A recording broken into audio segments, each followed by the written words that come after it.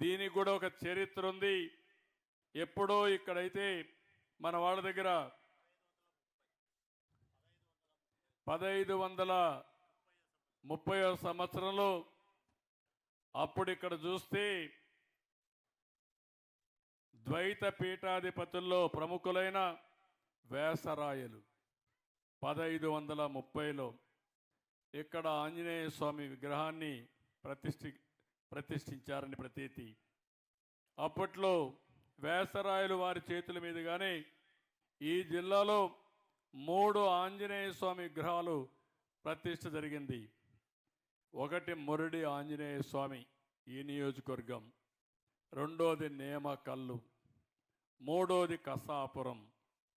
నేను ముఖ్యమంత్రిగా ఉన్నప్పుడు ఈ 3 క్లస్టర్ కింద పెట్టి బస్సులు కూడా వేసి అక్కడి నుంచి తిప్పే కార్యక్రమాన్ని కూడా చేసుకున్నాం. కానీ తర్వాత దాన్ని కంటిన్యూ చేస్తున్నారు. శ్రావణ మాసంలో శనివారాల్లో 3 ఆలయాల్ని ఒకే రోజు దర్శించే విధంగా ఆ రోజు కార్యక్రమాలు చేశాం. ఈరోజు కూడా శనివారం ఇక్కడికి రావడం, ఆంజనేయ స్వామి దర్శనం చేసుకోవడం. ఈ శనివారమే మీరు చూస్తే పేదల సేవలో పింఛన్లు ఇచ్చే అవకాశం రావడం. రేపు ఆదివారం 1వ తారీఖు మీకు ఇవ్వాల్సిన పింఛన్ 1వ తారీఖుకి. రేపు హాలిడే కాబట్టి ఒకరోజు ముందుగానే మీకు పింఛన్ ఇచ్చామంటే అది ఈ ప్రభుత్వానికి పేదవాళ్ళ పట్లుండే గౌరవం, అభిమానం, భక్తి శ్రద్ధలని చెప్పి కూడా నేను మీకు తెలియజేస్తున్నా. అందుకే మిమ్మల్ని అందరినీ కోరుతున్నా, అనునిత్యం మీ సేవలో ఉంటాం, మీకు న్యాయం చేస్తాం. నా ఆలోచన ఒకటి, సుదీర్ఘంగా నాకు సహకరించారు, నన్ను ఆశీర్వదించారు, తెలుగుదేశం పార్టీని ఎన్డీఏని గెలిపించారు, ఎన్నో ఆశలు పెట్టుకున్నారు. మీ ఆశలు అన్నీ కూడా నెరవేర్చడానికి అనునిత్యం పనిచేస్తాం. మేము పనిచేస్తాం, కానీ మీలో కూడా చైతన్యం రావాలి. నేను ఒకప్పుడు చెప్పాను, ఇప్పుడు కూడా చెప్తున్నా, మనం కష్టపడి పనిచేయక్కర్లేదు.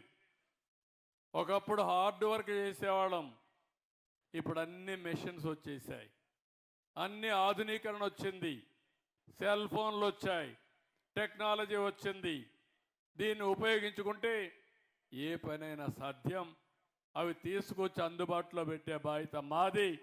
అది సద్వినియోగం చేసుకునే బాధ్యత మీరు తీసుకోవాల్సిందిగా మరొక్కసారి కోరుకుంటూ, ఈరోజు నేమకల్లుకు వచ్చిన సందర్భంగా కలెక్టర్కి ఒకటే ఆదేశాలు ఇస్తున్నా, నేమకల్లుని ఒక ఆదర్శ గ్రామంగా తయారు చేయడానికి, ఒక మోడల్ విలేజ్గా తయారు చేయడానికి ఏమేం చేయాలన్నా అవన్నీ కూడా ఆలోచిస్తున్నా. అవన్నీ తయారు చేస్తారు. నేను ఈ ఊరికి వచ్చాను కాబట్టి, ఈ ఊర్లో గ్రామ సభ పెట్టాను కాబట్టి నాకెప్పుడూ గుర్తుండే విధంగా ఈ గ్రామాన్ని అభివృద్ధి చేస్తా. ప్రతి సంవత్సరం కూడా సమీక్ష చేసుకుంటా, ఎంతవరకు అభివృద్ధి అయిందో అవన్నీ కూడా చూసి, ఎలాంటి ఇబ్బందులు లేకుండా రాష్ట్రం మొత్తం అభివృద్ధి చేసిన, నేను చూసిన గ్రామాల మీద ప్రత్యేకమైన శ్రద్ధ పెడతానని చెప్పి మరొక్కసారి తెలియజేసుకుంటూ, నేను వచ్చినప్పటి నుంచి చూస్తున్నా, ఒక్కరు కూడా కదలకుండా పట్టుదలగా మీరు కూర్చొని చెప్పిందంతా విన్నారంటే చాలా సంతోషం. ధన్యవాదాలు. మరొక్కసారి అందరికి అభినందనలు. ఈరోజు మీరు చూపించిన అభిమానం తిరిగి మీ అభివృద్ధికి దోహదం చేసే విధంగా కార్యక్రమాలు మీరు నేను చేయాల్సిన అవసరం ఉంది. దానికోసం అందరం పనిచేద్దామని చెప్పి తెలియజేసుకుంటూ, మరొక్కసారి అందరికీ పేరు పేరున మనస్ఫూర్తిగా నా నమస్కారాలు తెలియజేసుకుంటూ సెలవు తీసుకుంటున్నా. జై హింద్, జై ఎన్డీఏ. సారు ఈరోజు నేమకల్ల గ్రామానికి వచ్చినప్పుడు మన భాగ్యమ్మ ఇంటికి వెళ్ళారు. ఆమెకు 15,000 రూపాయలు పెన్షన్ వస్తూ ఉంది. ఆ పెన్షన్ వాళ్ళ ఇంట్లో ఒక సమస్య వస్తే ఆ పెన్షన్ డబ్బులు తమ్మునింటికి ఇస్తామన్నానంటే వెంటనే 2 లక్షల రూపాయలు, వాళ్ళ అనారోగ్యానికైన ఖర్చుల్లో 2 లక్షల రూపాయలు ప్రభుత్వం ఇచ్చే విధంగా అప్పటికప్పుడు మరి ఆయన శాంక్షన్ చేశారు. ఇప్పుడు ఆ చెక్కును ఇస్తా ఉన్నారు. మరి నాయకునికి కృతజ్ఞతలు చెప్తాం గట్టిగా చప్పట్లతో.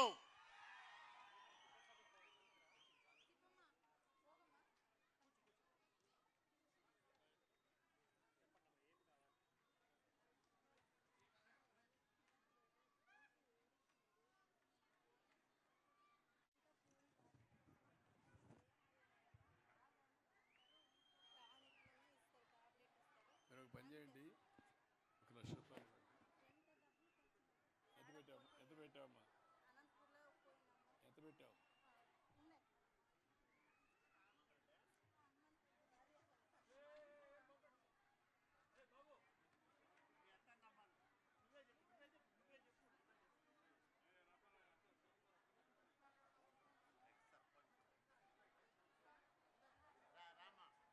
ఎంత ఖర్చు పెట్టారు? నువ్వే ఎంత అయింది?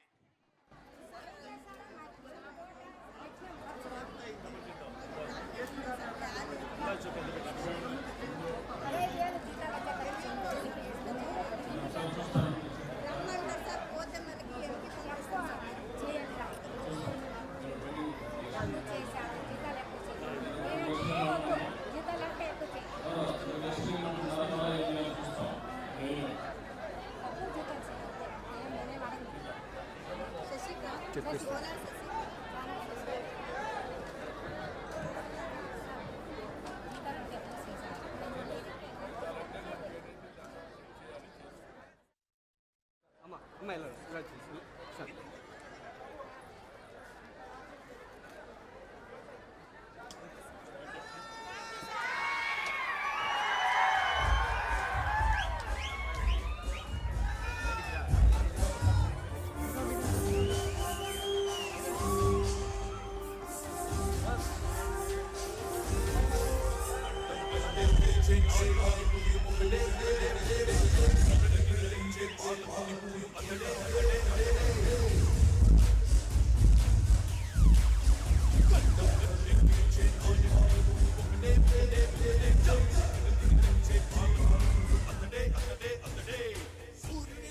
చీకటి చిల్చి చంద్రునిలాగా వెన్నెల నుంచి అందరికీ అభివృద్ధిని తెస్తాడే